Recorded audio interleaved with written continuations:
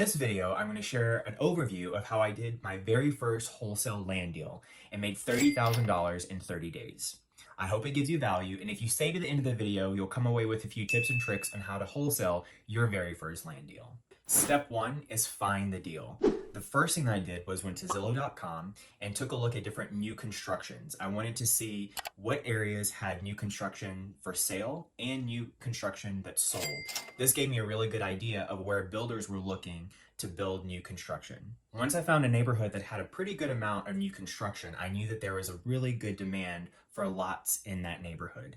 So I took a look at what the prices of new construction properties were going for. This is houses that have been built from the ground up, that are brand new, that have been built within the last year or so.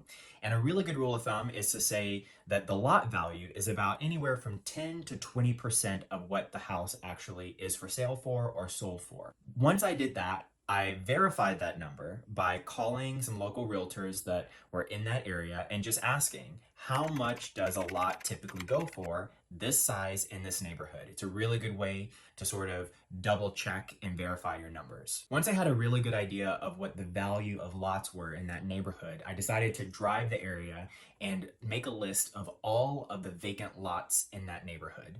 So I would just jot down the address, and once I had my list of addresses, I later researched on the county appraisal district to find out who the owner of record was for each of those lots. Now, a bonus tip is if you're doing this virtually, you can use Google Earth to go down the streets and take a look left and right and find vacant lots that are empty as well. And you can also get your list of vacant lots that way. Step two is get the deal under contract. Once I had my list of vacant lots and their owners, I went to a website called truepeoplesearch.com and researched the owner's contact information. That way I could call or text the owner and start talking to them about if they're interested in actually selling their lot. So once I got the lot owner's contact information, I just started contacting them and said, hey, listen, I work with a bunch of builders and they're looking to buy lots and build in your neighborhood. I see that you've got a vacant lot and I'm curious to know if you're interested in selling it. Super simple, straightforward, to the point, and that's all it has to be. One of the biggest things that I learned with talking with a lot of different sellers on the phone is that sellers are motivated for lots of different reasons. Sometimes they inherit a property and they're just paying property taxes on it and they have no intention on actually doing anything with that lot. So they're looking to get it off of their hands. Another reason that I came across sellers interested in selling is that maybe they bought the lot when they were younger with plans on retiring in this area, building a home in that area, and then plans changed. So there were actually lots of different motivations for sellers that were interested in selling their lots.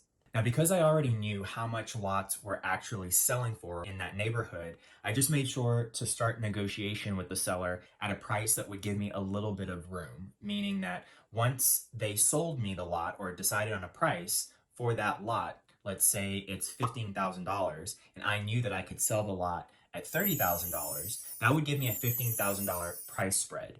So that's how I actually went into negotiation. I figured out, based on exactly how much lots were worth in that neighborhood, how much I needed to offer to make some kind of spread when it was time to flip the lot. Step three is find a buyer.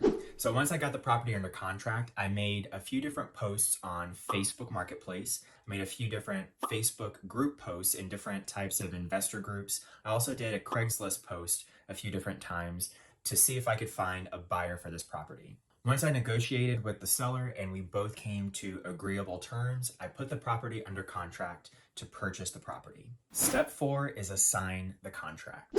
So once I found a buyer on Facebook Marketplace, I actually assigned my position to buy the property with the original seller to that end buyer. So I did this through a document called an assignment of contract. So I assigned my contract to the end buyer. The buyer who ended up buying that particular property was actually a builder who saw my ad on Facebook Marketplace and had been looking for lots in that area to build because it was an in-demand area that people were looking for new constructions. And so he actually bought that lot and built a home on it so he could turn around and sell it himself. Step five is one of my favorite steps. It's the step where you actually get paid. So I took all of the documents. I took my original contract with the owner and I took my assignment of contract with the new end buyer and sent those to the title company so they could do the transaction and close out the deal. So here's the number breakdown for this particular deal. I knew that lots were going for around $30,000 in that particular neighborhood. So when I first contacted the owner, I asked the owner exactly how much was she looking to get for this lot. Now, apparently she had bought this lot whenever she was very young and she thought she was going to retire in this area, and she went through a bad breakup and all this other stuff. And so she just said she wanted to get rid of the lot, that she would take $10,000 for it. So I got it under contract for $10,000. I started marketing the property on Facebook Marketplace at $30,000, which would give me a $20,000 spread.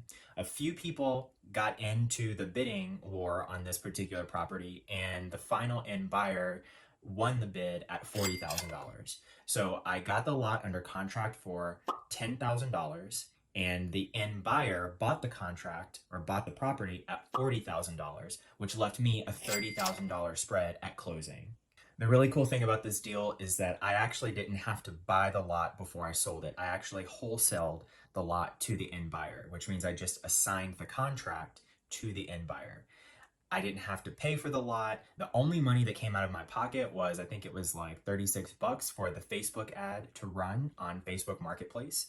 And the deal was done in just under 31 days. I think it was right at 30 days. So $30,000 for 30 days wholesaling a lot, not too bad.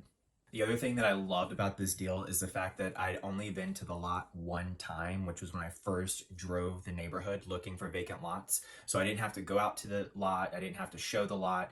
If buyers were interested, once they saw my Facebook ad, they just drove by the lot and then hit me back up on Facebook. So everything was virtual after I found the deal from driving for dollars. So super time effective, super cost effective, and it was a really cool experiment to find the property and close the property in 30 days. In my next video, I'll show you the exact steps I took to actually find my first land deal. If you're interested in hearing from other 6- and 7-figure land flippers about how they've built and run their businesses, check out our Facebook group, OnlyLandFans, where I do a live interview each week inside the group. You can grab the link in the description below. Until then, be great, have a great week, and I'll catch you in the next one.